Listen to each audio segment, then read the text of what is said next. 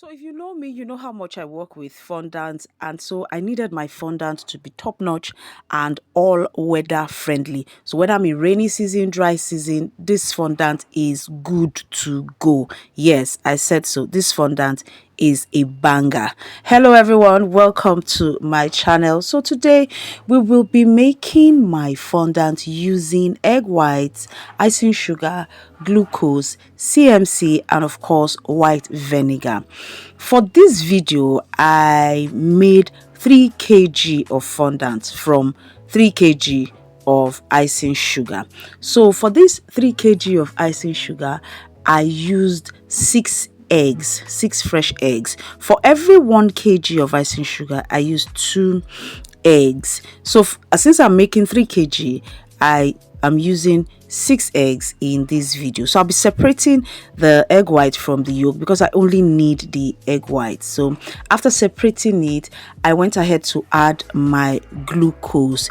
Glucose is 5 tablespoons to 1 kg of icing sugar.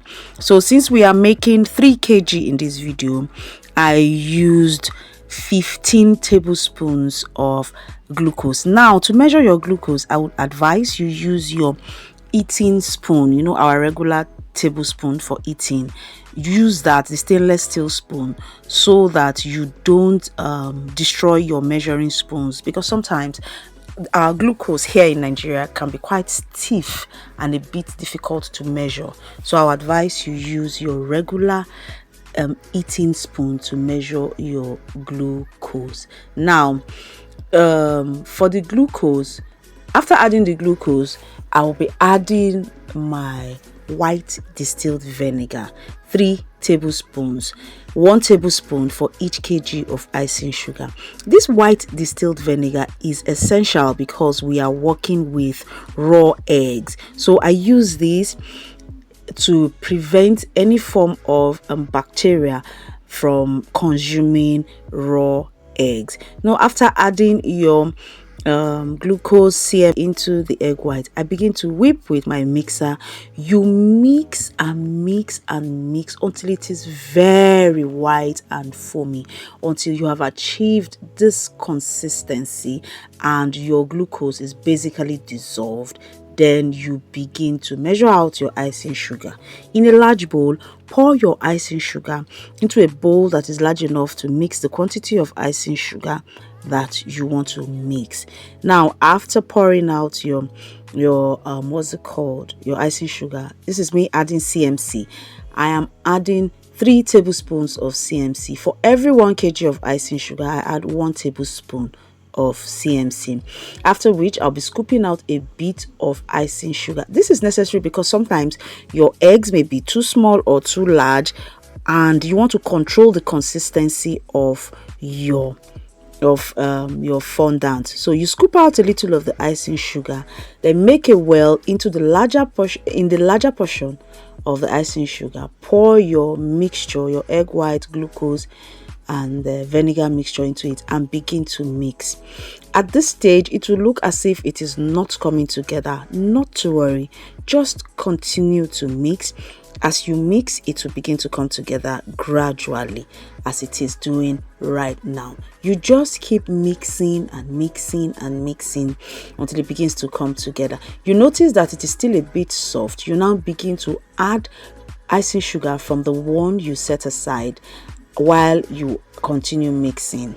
You continue to add and then you continue mixing until you achieve a consistency that you are okay with.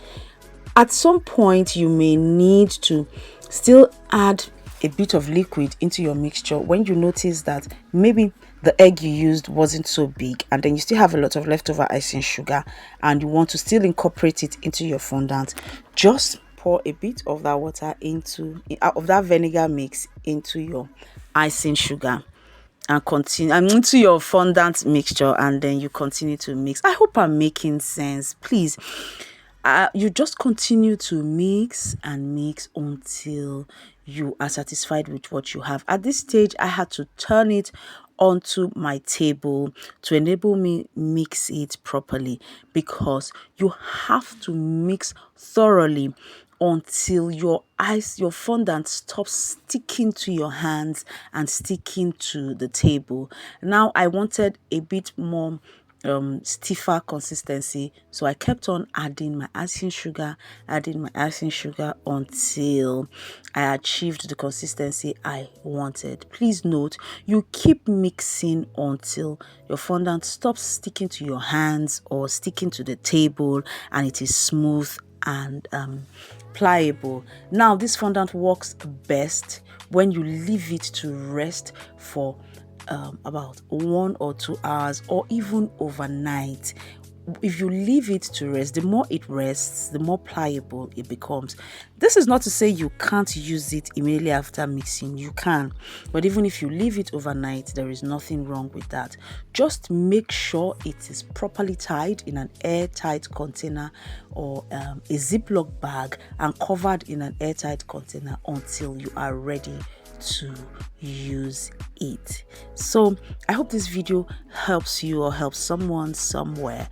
Thank you so much for watching, and please do not forget to subscribe to this channel to continue getting updates on new recipes, new tips, and stuff that will help you grow in your baking and cake decorating journey. So bye bye and see you next time. Mwah.